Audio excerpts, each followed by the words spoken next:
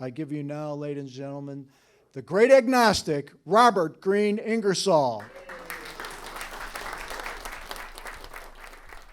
Hello, folks. Thanks for coming out to hear an old man talk about himself. I hope I make it worth your while. I was introduced as the Great Agnostic. Numerous well-meaning individuals have attempted to rescue me from the theological abyss of unbelief by saying, I did not deny, I only failed to believe. They've asserted, I'm not an atheist, I'm merely an agnostic. Let me hereby declare to you that on the subject of God, I consider the beliefs of the atheist and the agnostic to be the same. An atheist is not an atheist because he denies. He is an atheist because he does not believe.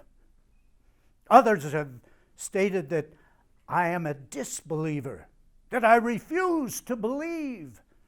Of course, it would be just as reasonable to say that one refuses to like a certain article of food, for example, as to say that one refuses to believe a certain thing. Both belief and unbelief unavoidably result from the consideration of testimony. If in the testimony there is sufficient evidence, the reason accepts and belief results. If in the testimony there's insufficient evidence, the reason does not accept and unbelief results. The will is not a factor in the process. So, now that I've opened that can of worms, let's move on.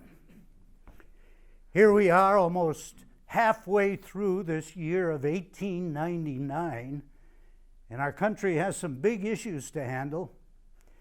Next year we'll be electing a president and senators and congressmen to lead us into the 20th century.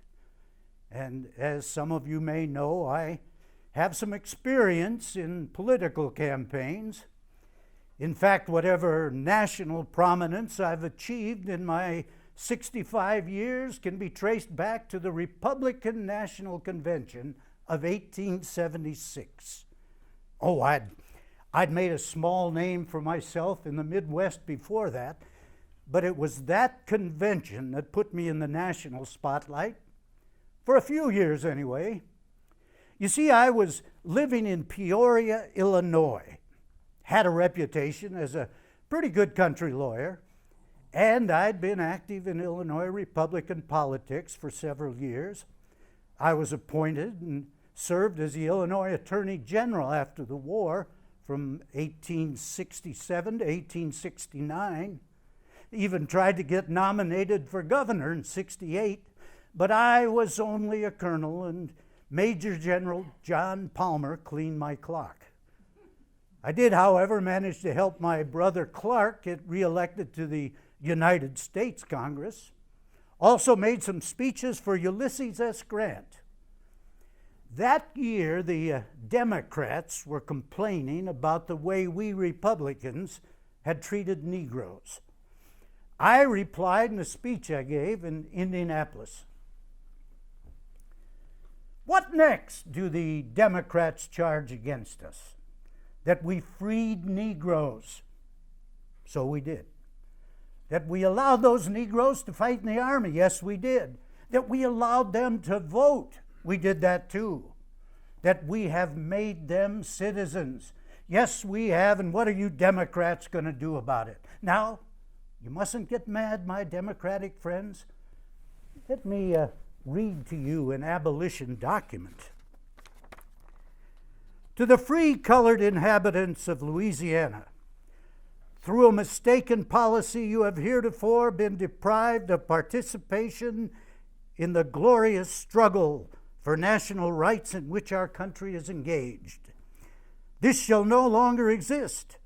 As sons of freedom, you are now called upon to defend our most inestimable blessing.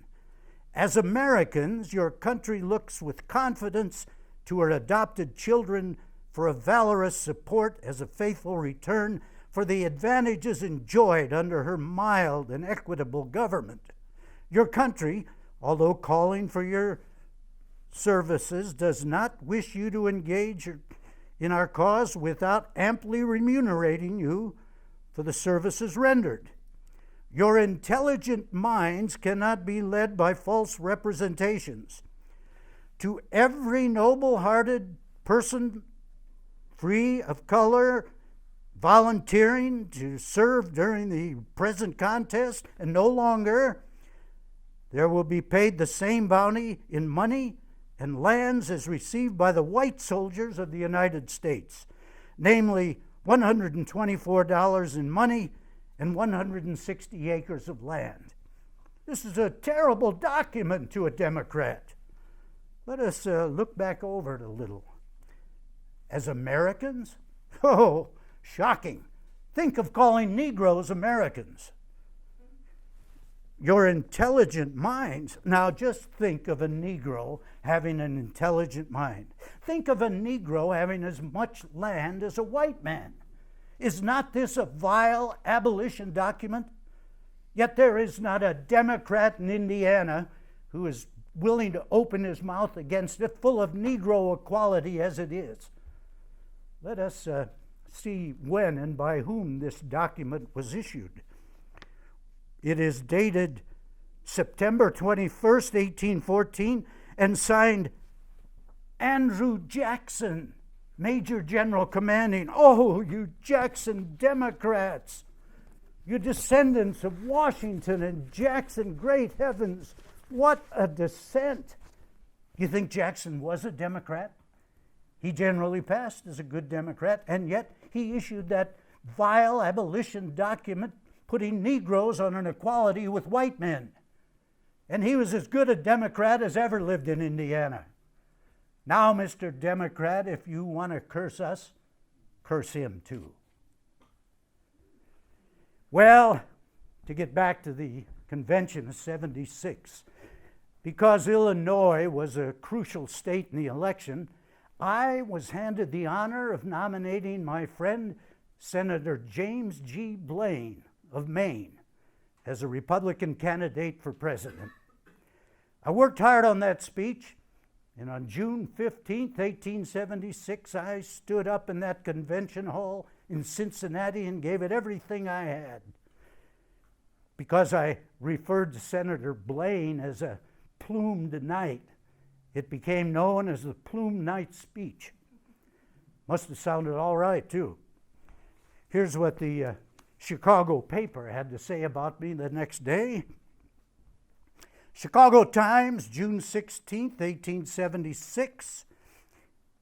Possessed of a fine figure, I guess it put on a little weight since then, a face of winning cordial frankness, Ingersoll had half won his audience before he spoke a word. It is the attestation of every man that heard him that so brilliant a master stroke was never uttered before a political convention. Its effect was indescribable.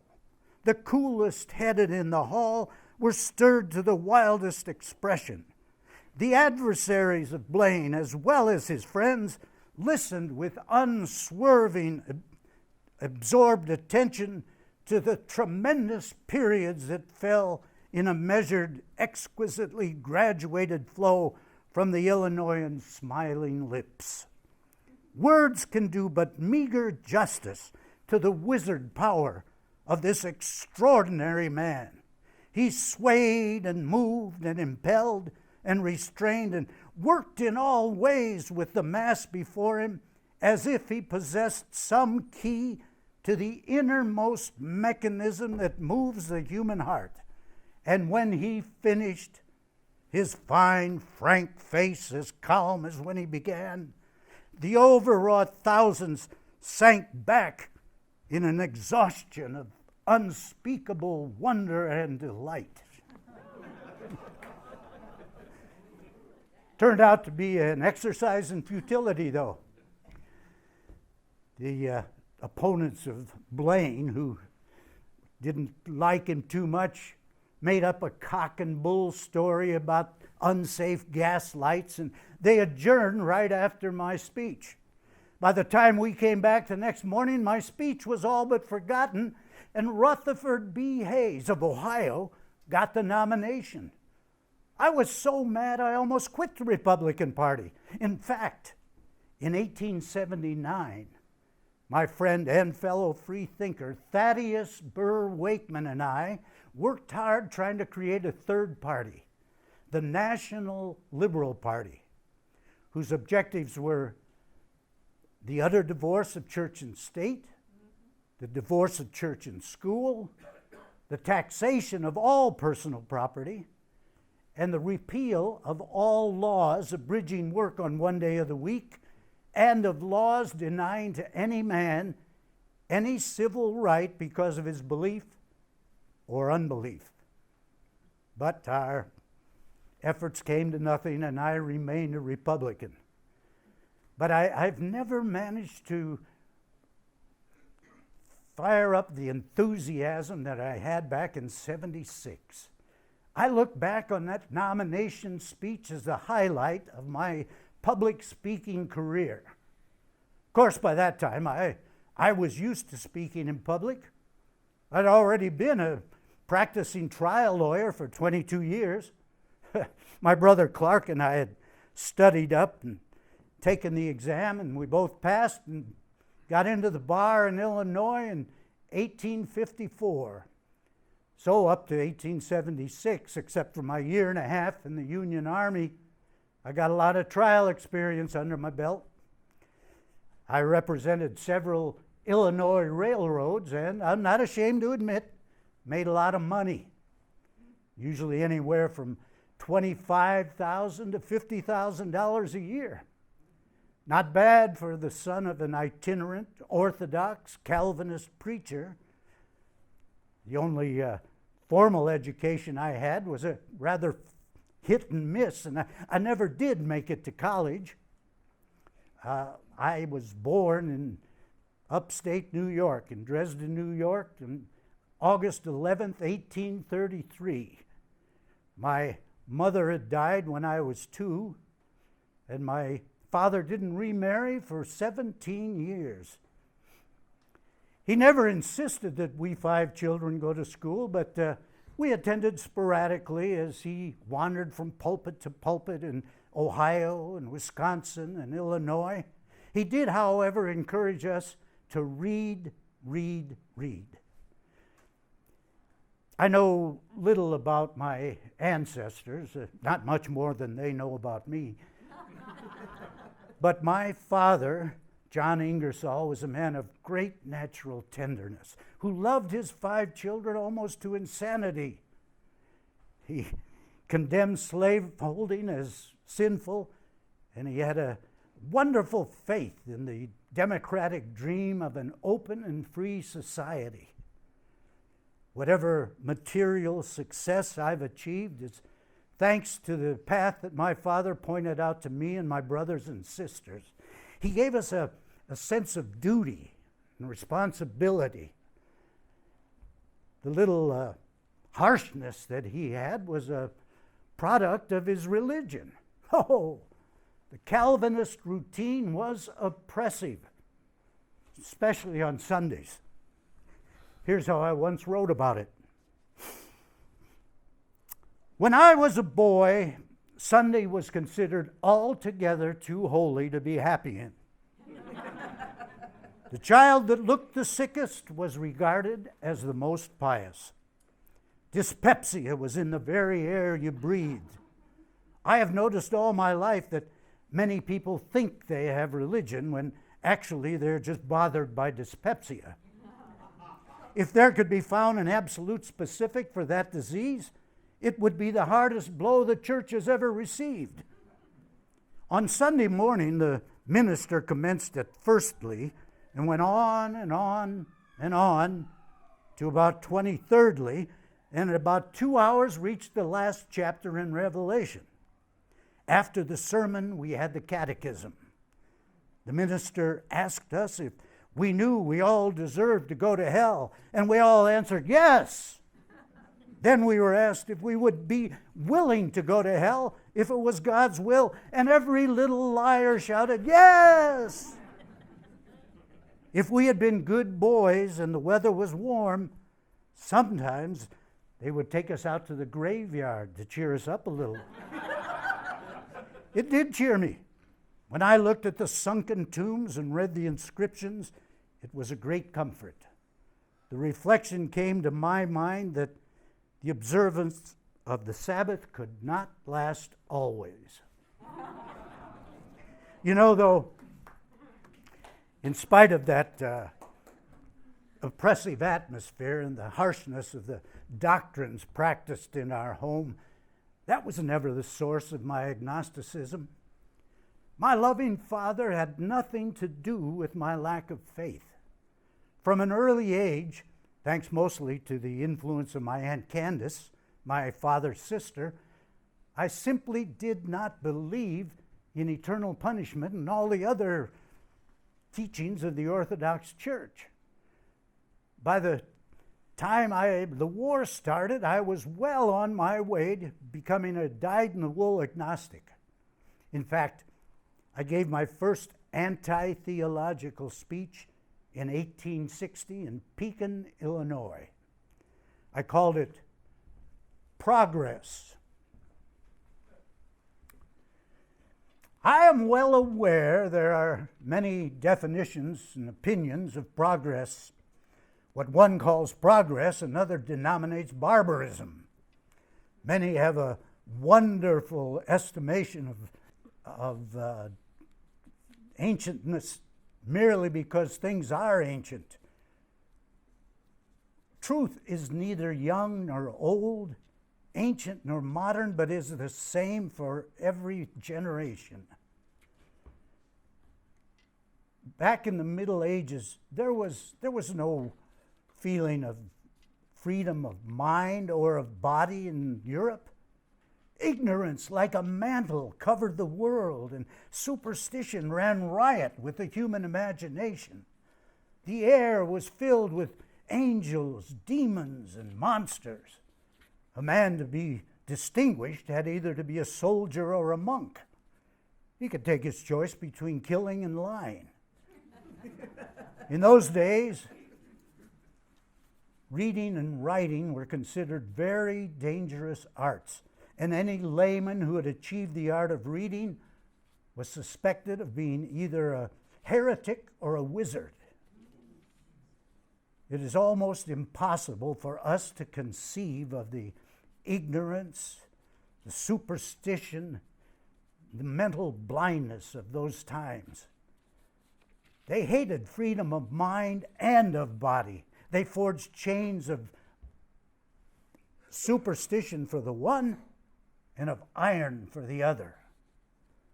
You are all perfectly familiar with the history of religious persecution for no other reason in the world than for a difference of opinion upon a subject which neither party knew anything about. In those times, failing to convert a man or a woman by the ordinary means, they used every instrument of torture that the ingenuity of bigotry could devise. They crushed their feet in what they called iron boots. They roasted them over slow fires. They plucked out their nails. And all this to convince them of the truth, I suppose, that we should love our neighbor as ourselves. You know, that same year, 1860, is a memorable year for me. I was still a Democrat then, and I ran for Congress, but I was overwhelmingly defeated. I think it was mostly due to my opposition to the fugitive slave law. By the way, at the risk of blowing my own horn a little too loudly, let me read to you a quote from Life and Times of Frederick Douglass, the famous former slave and great American. He wrote,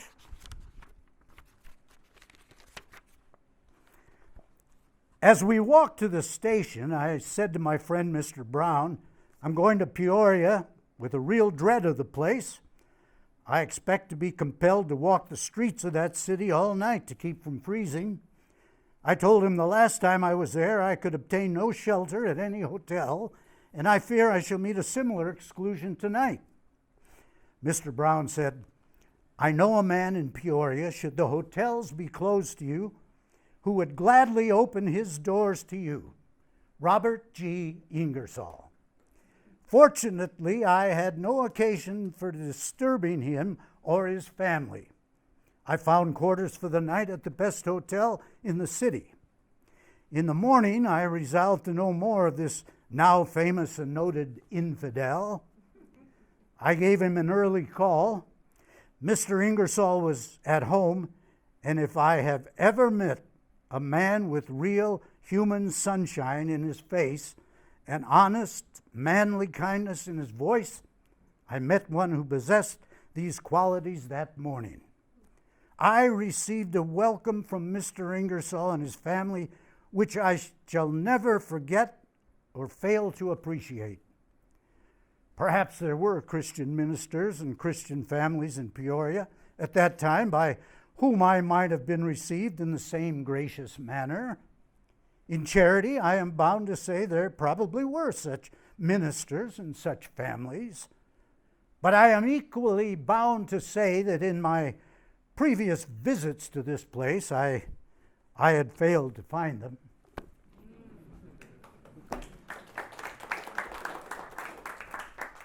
Despite being defeated for Congress, I'll always remember 1860 as one of the happiest years of my life. That was the year I met my wife-to-be, Eva Parker. She was the daughter of a prosperous Groveland family, and lucky for me, they were a family of free thinkers.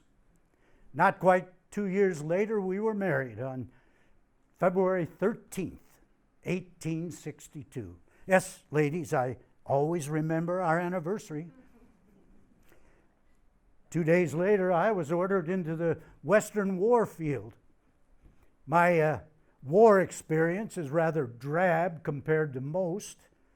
I spent the last 3 months of 1861 raising 3 cavalry regiments, and in December we were mustered into the Federal Army. I was now Colonel Robert Ingersoll, 11th Illinois Volunteer Cavalry. We fought in the Battle of Shiloh and a few skirmishes, and in December of '62, I was promoted to Chief of Cavalry, 6th Division.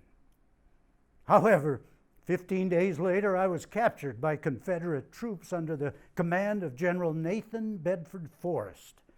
However, I was only a prisoner for 4 days. In those early years of the war, it was the custom to exchange prisoners, so I was released.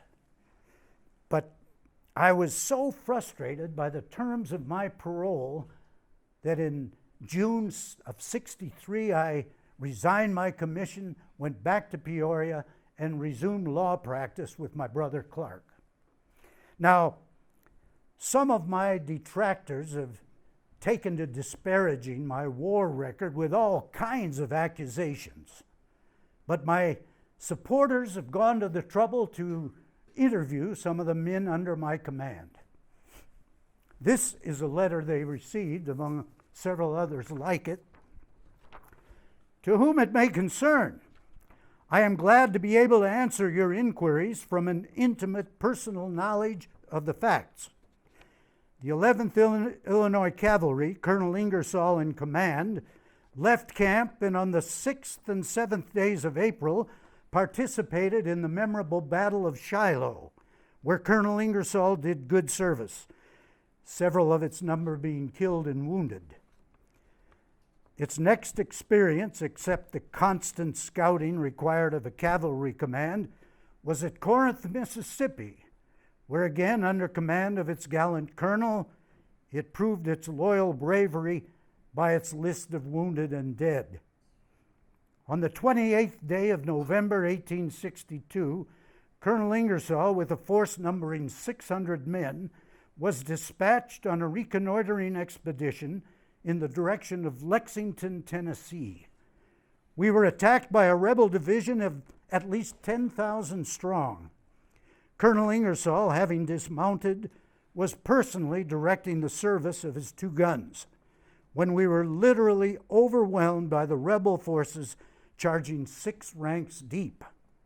Colonel Ingersoll, fighting on foot together with part of his men, was entirely surrounded and surrendered to the enemy. Call Ingersoll an infidel, say he was reckless, say he was blasphemous under provocation, but do not say in the presence of a member of the 11th Illinois Cavalry he was a coward or shirked his post of duty because of its danger. Yours very respectfully, John W. Kimsey, late Lieutenant, Company B, 11th Illinois Cavalry. In September of '63, our first daughter was born, Eva Robert Ingersoll. Just over a year later, in November of '64, Maud Robert Ingersoll arrived. As with most parents, they've been the joy of our lives ever since. And now, we have 2 lovely grandchildren.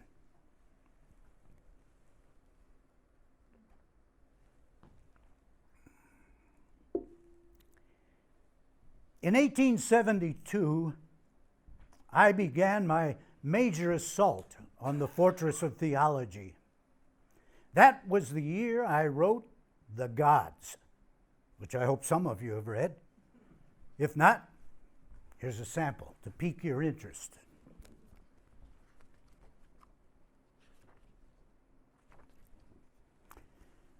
An honest God is the noblest work of man.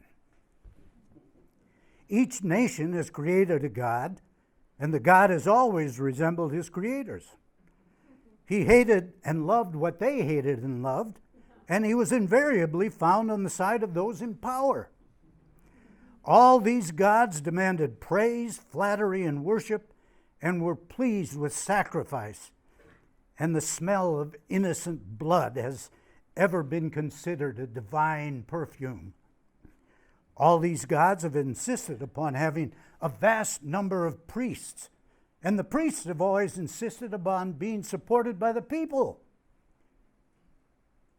Of course, the gods have always been partial to the people who created them and have generally shown their partiality by assisting those people to rob and destroy others and ravish their wives and daughters.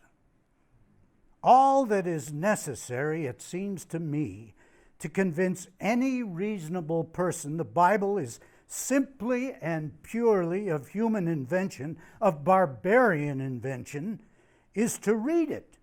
And you would be amazed you ever for one moment supposed a being of infinite wisdom, goodness, and purity to be the author of such ignorance and atrocity. The church wishes us to believe. Let the church or one of its intellectual saints perform a miracle and we will believe. We are told nature has a superior. Let this superior for one single instant control nature and we will admit the truth of your assertions. We have heard talk enough. We want one fact. We beg at the doors of your churches for just one little fact. We pass our hats and implore you for just one fact. We know all about your moldy wonders and your stale miracles. We want a this year's fact. We ask only one. Give us one fact for charity. Your miracles are too ancient. The witnesses have been dead for nearly 2,000 years. We demand a new miracle, and we demand it now. Let the church furnish at least one, or forever after hold her peace.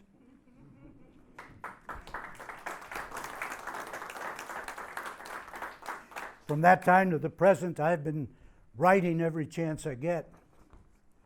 Individuality was published in 1873, Heretics and Heresies in 1874, Vision of War in 1876, Ghosts and the Liberty of Man, Woman, and Child in 1877. In 1878, we all moved from Peoria to Washington, D.C. Later that year, I gave the Christians a little break, and even I toured Europe while I wrote about my favorite poet, Robert Burns. The Reverend Henry Ward Beecher once said, "That should be the epitaph on my tombstone. Robert Burns."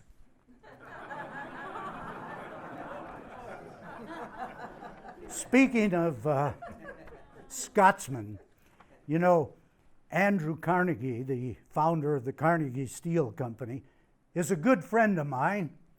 I consider him to be the prototype of American industrial genius. We both love the Scottish poet Robert Burns, and whenever we get together, we read and talk Burns for hours, aided, of course, by a little bottled bliss, as Andrew likes to call it. He's by no means the agnostic that I am, but he's certainly a species of infidel, a deist, and he seems to appreciate most of my agnostic utterances.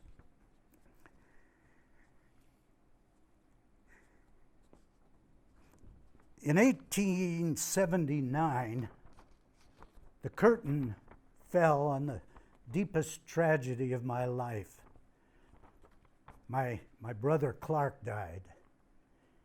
He was my best friend, and I loved him dearly. I still think of him every day of the week.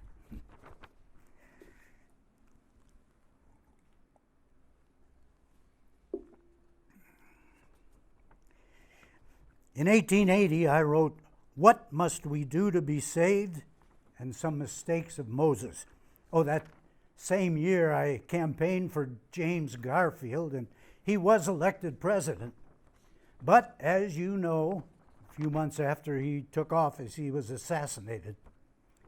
He was my friend, and it was a terrible shock to me, and of course, to the whole country.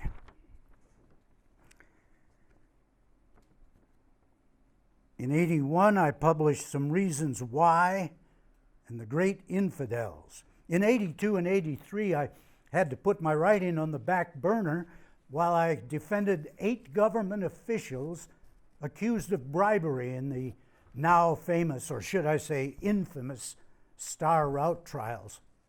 Only 2 of the 8 were convicted, I might add.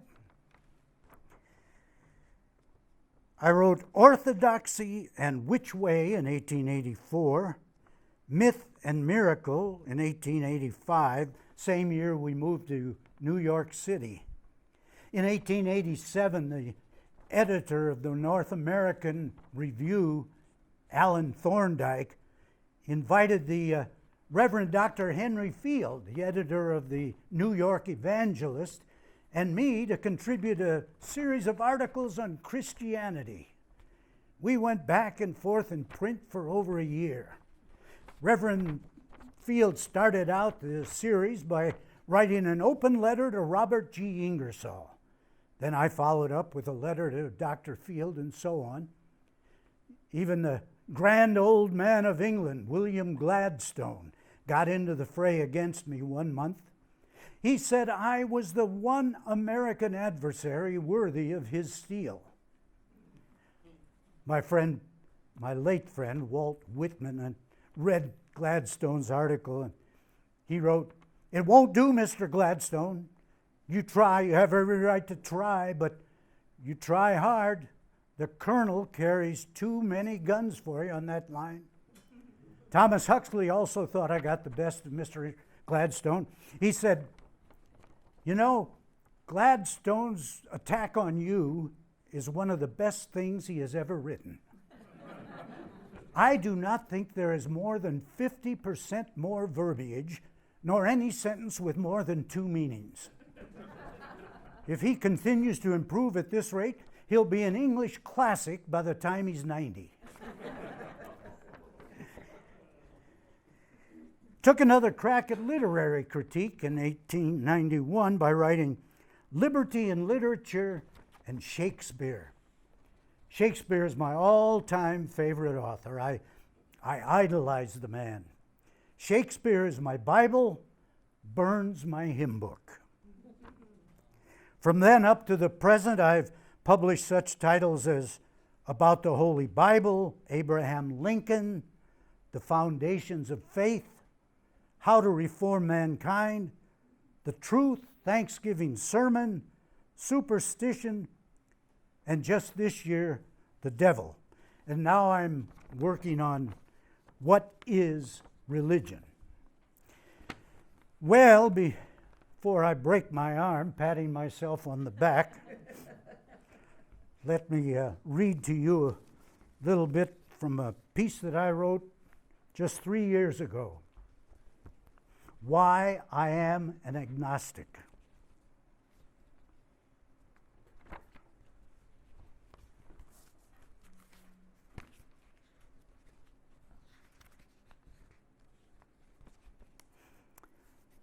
For the most part, we inherit our opinions. Our beliefs depend upon where we were born. If we had been born in Constantinople, most of us would have said there is no God but Allah and Muhammad is his prophet. If our parents had lived on the banks of the Ganges, we would have been worshippers of Shiva, longing for the heaven of nirvana. The Scots are Calvinists because their fathers were. The Irish are Catholics because their fathers were. The English are Episcopalians because their fathers were. And Americans are divided into 100 sects because their fathers were. I was raised among people who knew, who were certain. They did not reason or investigate. They had no doubts. They knew they had the truth. I knew nothing of any science, nothing about the other side, nothing of the objections that had been urged against the blessed scriptures. Of course, I had heard ministers speak of blasphemers, of infidel wretches, of scoffers who laughed at holy things. They did not answer their arguments, but they tore their characters to shreds. Now, intelligent men whose brains have not been paralyzed by fear know the sacred story of creation was written by an ignorant savage. The story is inconsistent with all known facts, and its author was an uninspired barbarian. This unknown author was sincere. He wrote what he believed to be true. He did the best he could. He did not claim to be inspired, did not pretend the story had been told to him by Jehovah. He simply stated the facts as he understood them.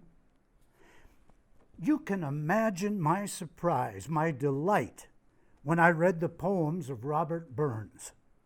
Here was a man who plucked joy from the mire, made goddesses of peasant girls, and enthroned the honest man. A man who loved this world, this life, the things of every day, and placed above all else the thrilling ecstasies of human love. And then I read Shakespeare. I beheld a new heaven and earth. I compared Romeo and Juliet with the Song of Solomon, Lear with Job, and the sonnets with the Psalms, and I found Jehovah did not understand the art of speech. By some accident, I read Volney, who shows all religions are and have been established in the same way. All had their Christs, their apostles, miracles, and sacred books. And then he asked how it is possible to decide which is the true one, a question that is still waiting for an answer. I read The Age of Reason by Thomas Paine. He gave his thoughts about religion, about the blessed scriptures, about the superstitions of his time. He was perfectly sincere, and what he said was kind and fair. The occupant of every orthodox pulpit became a passionate maligner of Thomas Paine. I read Voltaire, the greatest man of his century, who did more for liberty of thought and speech than any other human being, human or divine. I read Zeno.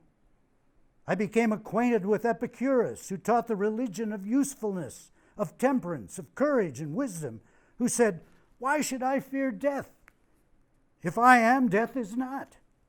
If death is, I am not. Why should I fear that which cannot exist when I do? I compared Zeno, Epicurus, and Socrates, 3 heathen wretches who had never heard of the Old Testament or the 10 Commandments, with Abraham, Isaac, and Jacob, 3 favorites of Jehovah, and I was depraved enough to think the pagans were superior to the patriarchs and Jehovah. The cross was a symbol chiseled upon tombs many ages before a line of our Bible was written. The Eucharist was borrowed from the pagans. At the harvest festival, they made cakes of wheat and said, "This is the flesh of our goddess." They drank wine and cried, "This is the blood of our God." The Egyptians had a trinity. They worshipped Osiris, Isis, and Horus, thousands of years before the Father, Son, and Holy Ghost were known. In our blessed gospel, there is nothing new, nothing original, all borrowed, pieced, and stitched. I concluded all religions were the work of man. Humboldt had published his lectures. Darwin with his Origin of Species. Spencer gave his theory of evolution. Theology looked more absurd than ever. Thomas Huxley was absolutely loyal to what he thought was truth. Without prejudice and without fear, he followed the footsteps of life from the lowest to the highest forms. Theology looked smaller still. Haeckel began at the simplest cell, went from change to change, from form to form, followed the line of development, the path of life, until he reached the human race. It was all natural. There had been no interference from without. I read the works of these great men, of many others, and became convinced they were right, and all the theologians, all the believers in a special creation were absolutely wrong. Then I asked myself the question, is there a supernatural power, an arbitrary mind, an enthroned God, a supreme will that sways the tides and currents of the world to which we all bow? I do not deny it. I do not know. But I do not believe it. Is man immortal? I do not know. One thing I do know, that is, neither hope nor fear, belief nor denial can change the fact. It is as it is, and it will be as it must be. We wait and hope. When I became convinced the universe is natural, all the ghosts and gods are myths, they're entered into my brain, into my soul, into every drop of blood in my body, the sense, the feeling, the joy of freedom. The walls of my prison crumbled and fell. The dungeon was flooded with light, and all the bolts and bars and manacles became dust.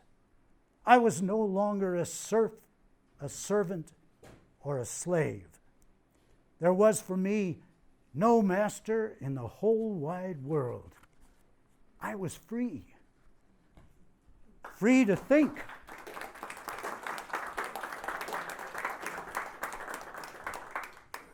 I thank you all for being here, and I look forward to seeing you in the 20th century.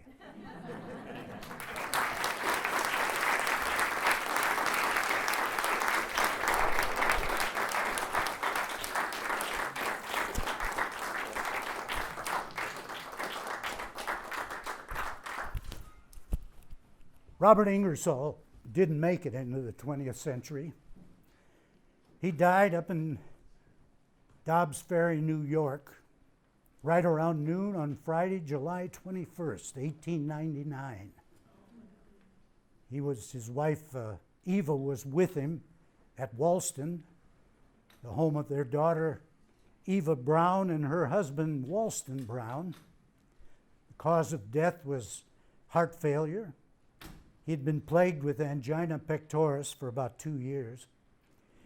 Ingersoll's body was cremated, and his ashes remained in a bronze urn at Walston until the death of Mrs. Ingersoll in 1923.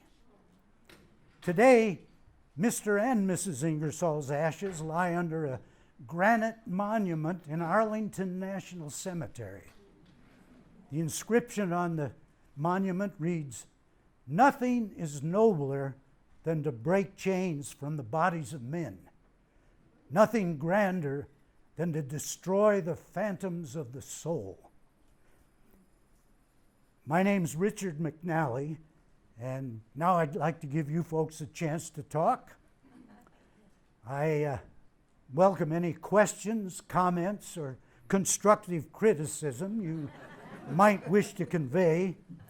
I intend to continue to polish this presentation.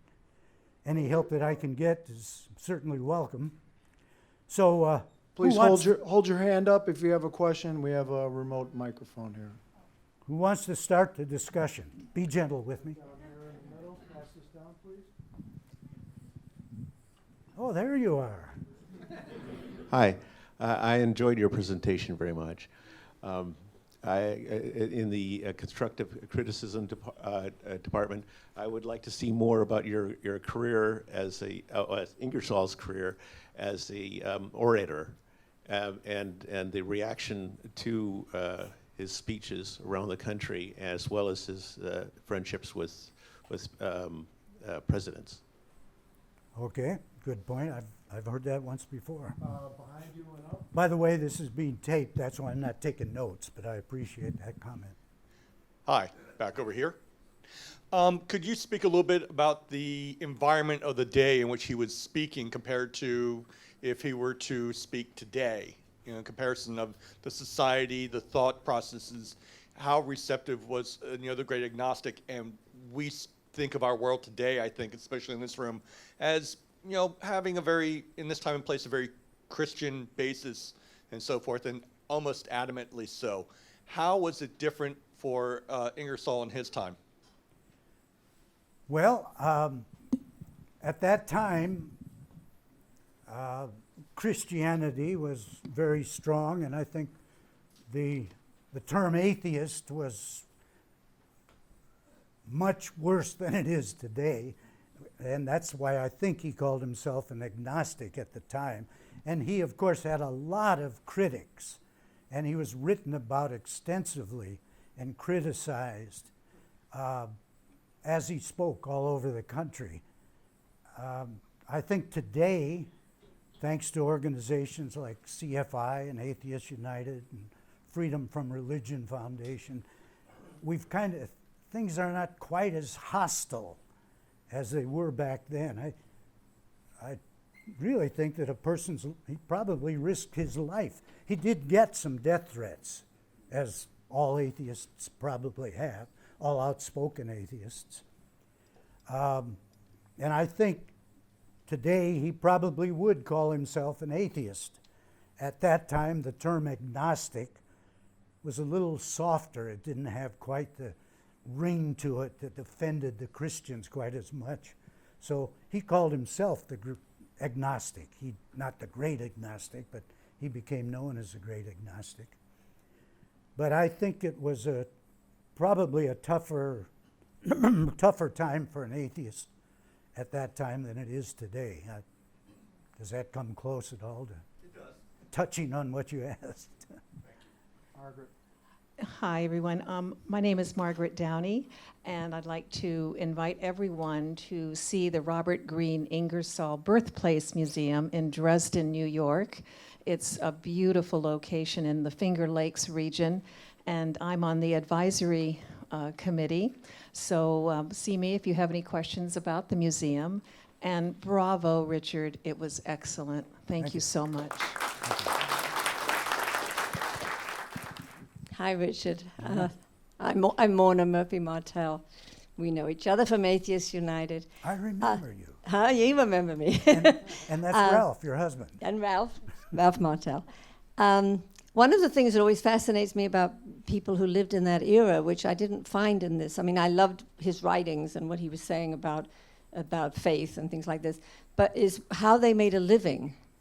How I mean, this is a man who, he lived in different cities, and he was an attorney, he was a lawyer, but I would love to know, even in the show, a little bit of how he actually made a living. I mean, did he go through terrible periods? Because a lot of writers in those days went through terrible periods of poverty, because it wasn't being a writer wasn't a really lucrative kind of, as I know, I'm a writer.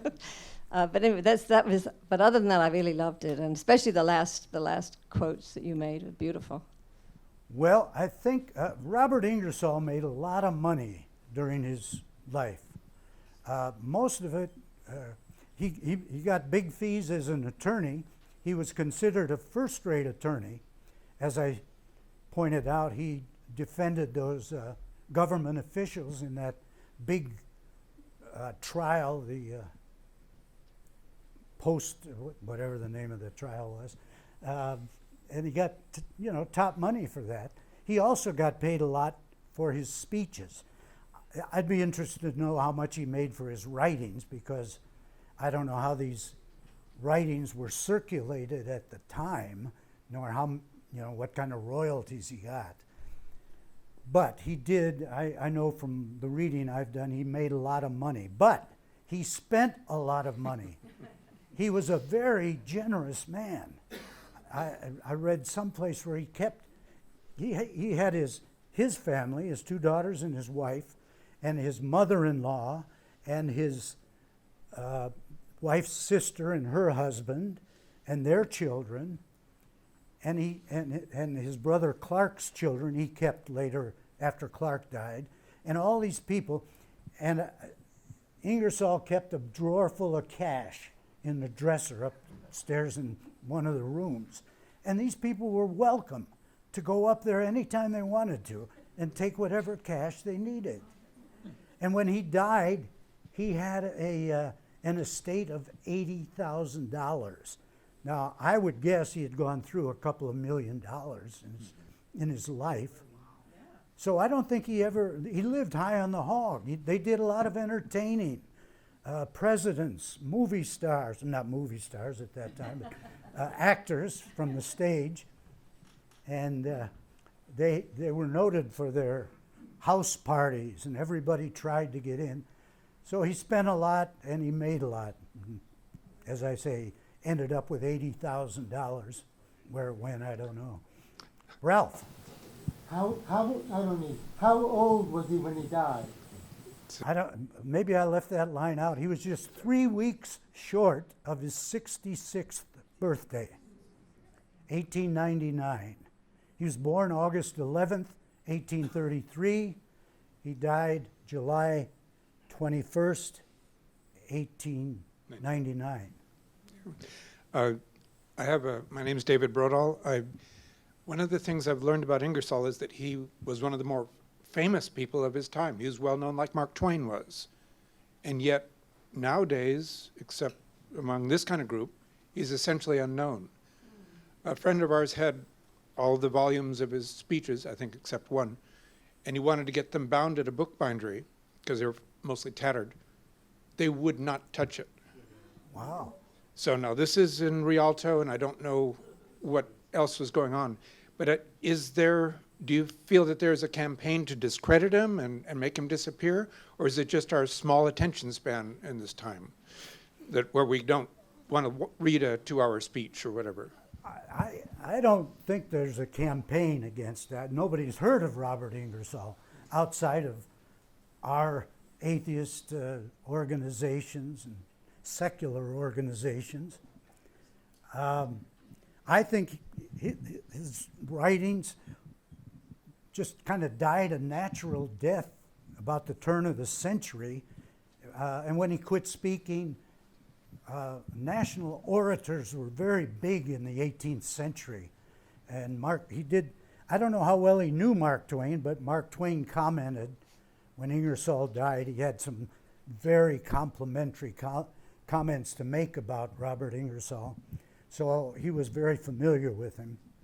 But that's one reason I want to do this show. I'd like to bring Ingersoll back to the attention of the general population. I too think that his writings, they're hard to read now because we do have a short attention span. We're used to sound bites, and to sit down and read all of Ingersoll, you have to be rather dedicated. It's wonderful writing. I think he gets a little verbose, is that the word? Little once in a while, and I suppose we could probably go through and edit somehow and make it more appealing to the general public, but I'm not about to do that, of course. Bravo, Richard. Thank you for your performance. I was particularly intrigued by your remark about layman readers. The what? Layman readers being ostracized Suspected. and demonized. What was the context of that? What era? Was it throughout the 19th century? Well, he was talking, at that point, I think he was talking about the Middle Ages. Oh, I see. And I doubt if that, people started getting educated shortly after that, I guess. I don't think reading became quite as suspicious an art after sometime in the Middle Ages. I couldn't tell you exactly where, but I think that's what he was referring to about the time that he was referring to back then. Gretchen, go ahead. Last question. So I'm wondering, do you see, what do you see in his progression of writings from the early writings to the end, his changes of thought? Did he grow? How did he grow? It's not, I don't think it's readily apparent from what I'm seeing here. I'd like to know a little bit more of where his thoughts evolved and changed and how he grew. Okay, I have not read all his writings by any means. By the way, you mentioned 12 volumes. Upstairs in the library, we have all 12 or 13. There's a 13th volume, I think, that's kind of an index to all of it. So if anybody ever wants to read all of his stuff, I think you could check it out. I haven't read all of his things. I didn't notice any real progression in the things that I have read for this particular presentation. I think that he probably got more critical of religion as he went along, and his reputation swelled, and he was more accepted. He realized that there was a big audience out there that wanted to hear what he had to say. So it's my belief that he became more critical and was not afraid to comment upon religious beliefs. But I'd have to read all of his writings and analyze it to see just how his thinking changed. I think from 1860 on, he probably had no belief in a supernatural being.